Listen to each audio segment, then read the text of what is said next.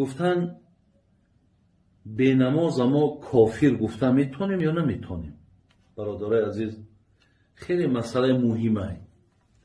آدمی به نماز کافر گفته می شود یا نه؟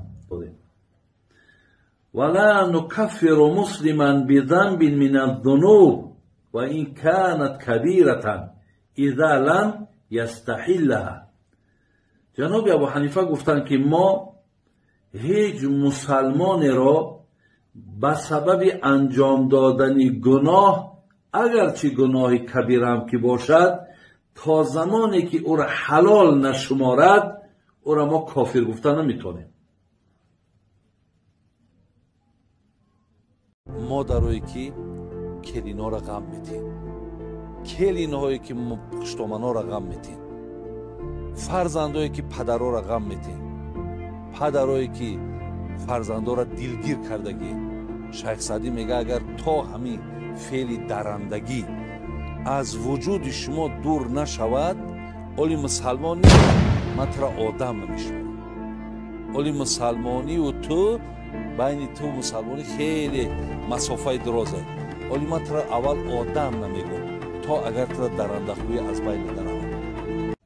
بعد ولا نزیل عنه اسم الایمان، آن کسی که مرتکب یا انجام دهنده گناه کبیره باشد، گناه کلان، ما او را میگه از نام مؤمنی خط زده نمیتونیم که بگیم تمامی مادام گناه کرد یه از ایمان خارج شد.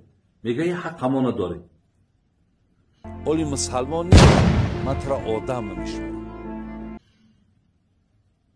و نسمیه مؤمنا حقیقتا، ما ابو حنیفه میگه کسی گناه کبیره هم که کند او را همچه یک مؤمن حقانی میشماریم. فقط مؤمنی گناهبار میدانیمش، لیکن مؤمن است. اولی مسلمان متر آدم نمیشه. و یجوز ان یکون مؤمنا فاسقا غیر کافر، میشود که او را مؤمن فاسق بگن نه کافر. کافر گفتند حق نداریم برادر. اولی مسلمان متر آدم نمیشه. آیا آدمی به نماز را کافر گفتند حق داریم یا نه؟ حق نداریم. کسی که اگر دیده و دانسته نماز ترک میکند، اگر نماز نخواند، پیغمبر اعلام کردند که فقط کفر و به تحقیق کافر شد. حق نداریم. اقیموا الصلاة ولا تکونوا من المشرکین. حق نداریم.